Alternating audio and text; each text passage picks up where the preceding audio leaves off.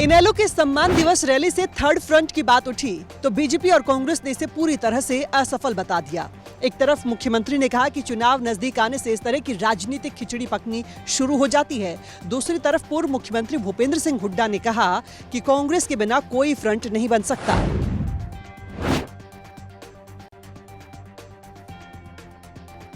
इनेलो ने फतेहाबाद से तीसरे मोर्चे के नाम की हुंकार भरी तो सूबे में सियासी सुगबुगाहट तेज हो गई। तेज हुई हलचलों में सवाल से ज्यादा तल्खियां और तंज सुनाई दे रहे हैं।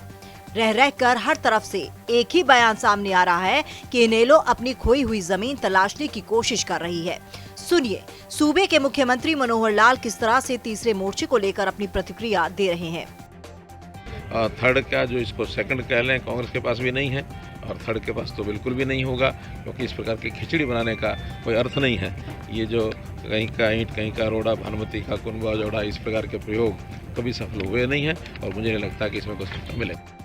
तीसरे मोर्चे को खिचड़ी बताते हुए मुख्यमंत्री ने इसकी ताकत और आधार पर ही सवाल उठा दिए।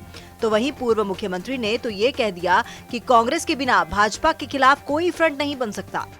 जो बात वो कह रहे हैं ओम प्रकाश चौटाला जी पिछले एक महीने से थर्ड फ्रंट, उसकी तो हवा निकाल गए वो। कोई कांग्रेस के बगैर कोई फ्रंट नहीं बनेगा। मैं बताऊं तीसरा मोर्चा क्या, जब अगले जिनको बुलाया था उनने कह दिया बगैर कांग्रेस के कोई फ्रंट नहीं बनेगा। तीसरा मोर्चा किसको कह रहे हैं? ये तीसरा मोर्चा है जो बीजेपी और कांग्रेस के अलावा, वो तो जो बुलाए थे वही निकाल गए, फूक हवा निकाल गए। सर क्या भारतीय जनता पार्टी वो तो अपना राजनीतिक जो उनकी धरती खिसकी हुई है उसको टटोलने का प्रयास कर रहे हैं, मिलना कुछ नहीं है। वहीं गृह मंत्री अनिल विज ने भी तीसरे मोर्चे में इकट्ठा हुए लोगों को बुझा हुआ चिराग कह दिया।